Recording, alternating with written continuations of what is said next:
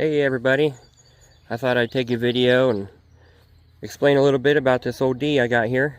This is my grandfather's tractor. He bought it in the mid-90s, and then my dad painted it in 98, and then that summer they took it to Waterloo, Iowa to the two-cylinder Expo when they featured Model Ds. So this is a 1930 model. This one, when it was new, was shipped to Argentina. So, in the two-cylinder magazines, I believe it's in 2006, one of those from that year, they talked about export Ds.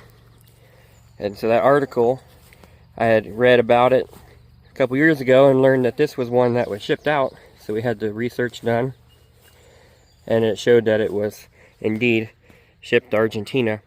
One of the key features for export Ds is this oil fill here. It's shaped like a funnel. Typically it would have been just a tall, or a straight piece of pipe there with a cap on top. For this one you can see the part number. So the top of it there is D1558R. Another big feature about these Ds at this time frame is the crankshaft was a little heavier duty. It is D1600R.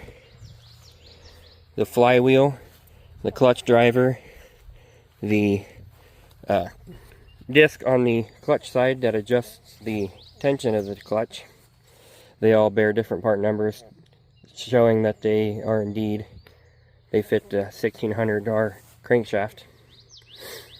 So I assume they must have made them a little heavier duty. Hopefully they didn't have any warranty issues, being halfway across the world. In the article it talks like there was 800 or so that were shipped to Argentina. But I have and that's in for the 1930 year. But I have a 1929 that was also shipped to Argentina. This one, both this one and my 29 were shipped to Rosario. There was also a lot shipped to Russia. But with the big war in only a decade and a half, there was probably a lot of these that were melted back down for the war effort. But I got it out here. I'm going to get it cleaned up, tuned up, and we're going to take it to Lancaster, Ohio in a few weeks for the Eastern National Two-Cylinder Expo, where they are featuring Model Ds. So I came down here. I'm going to get the mag taken off, and I will even take a video of me taking the mag apart and going through it. Some of you guys may enjoy that, so stay tuned. We'll get her running here in a couple days. Alright, I got started on this mag here. I took the cover off and exposed the rotor. This comes off pretty easily, it just slides out. And it's just held in with a pin right there. So, can't mess that up. We'll put that back on. Try to at least. Alright, one second, I need two hands.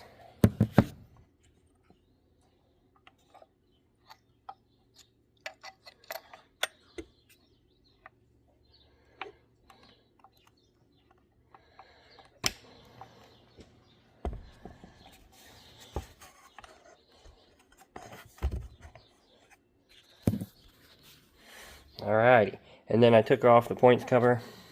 There's just a thumb nut there, and the cover comes off, exposes the points. So here, what I wanted to look at, when I have this set, and it turns and just opens the points there. When it just opens the points, that T-shaped brass terminal on the rotor needs to be in the top right corner, which it mostly is, but I think it's clocked to the right a little too far. So I'm going to have to pull this arm off, which holds the points.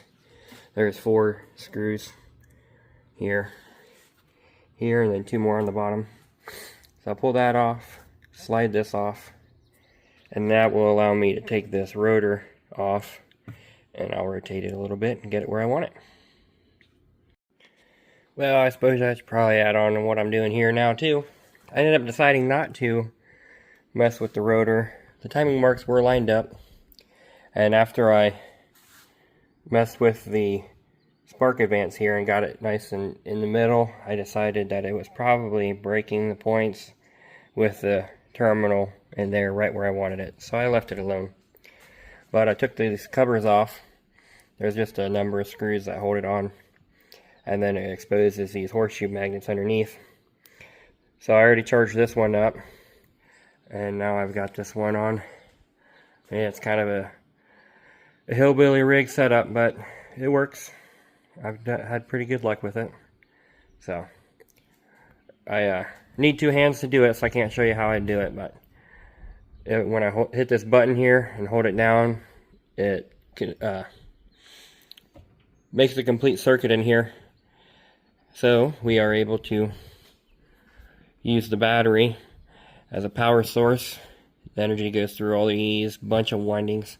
I think we used over 600 feet of like 12 gauge wire, 12, 14 gauge wire, maybe 10. Heavy wire, lots of wraps, and it seems to work pretty good. I got this battery on this little battery tender. So ended up taking one out of my pickup to make use of it today, and we'll get it charged up. Put the magnet back in this mag. We'll be all charged up, and I'll start testing to make sure I still have spark. Oh, and I should probably show off. It's fairly unusual to see these original type condensers in these Dixie mags, split Dorf mags. They have a high failure rate. After a while, they just get to be bad. But we have replacements nowadays, and so it's not too big a deal.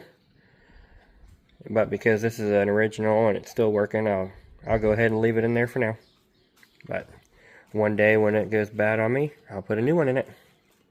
So, good for now. Alright, little update. Got the mag on.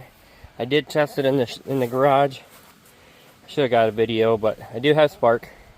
I hooked a drill up to the drive side of it, and I had some coat hanger that I cut down.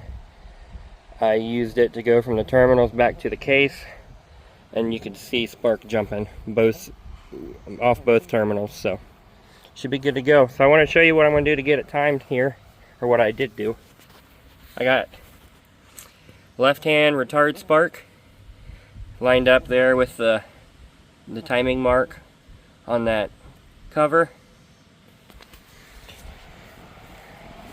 Back here I do have the lever all the way back. The lever on the outside of these tractors, the two little levers here. This one is for your spark advance, and then the one on the inside, or the left lever, is your throttle. So now I'll come around here and I'll show you what I got. So right here is the point. So when I mess with it, it just starts to break. So I think we are, I think we are as close as it'll get. So we're going to try it there, see what happens. And worst case scenario, it might be advanced a little too far. I'll know that when I turn the flywheel trying to start it. If it kicks backwards, then I'm just going to come back here and I'll loosen the drive off the end of the governor. You can see there's the one bolt there. There's also one exact opposite. By loosening those, you can adjust. It's infinite adjustment on these older tractors. So we'll try it there and you'll see what happens.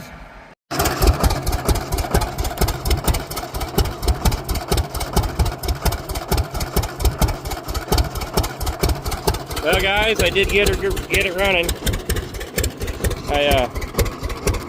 It's not running quite as smooth as I'd like, but I got some new spark plugs ordered.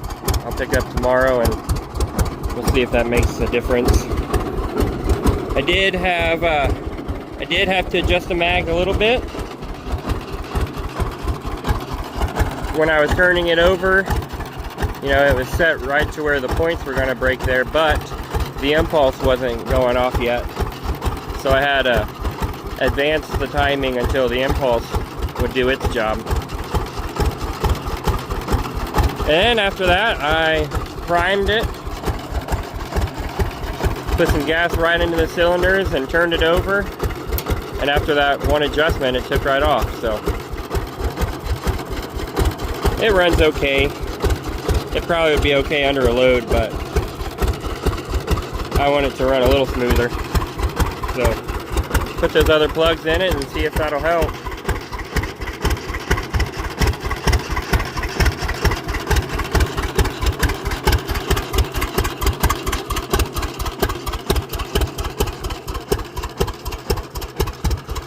Hoping to do a little bit of plowing with it this fall or this summer.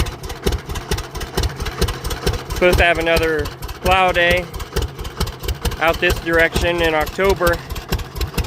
So I'll be inviting my buddies with the steel wheel tractors.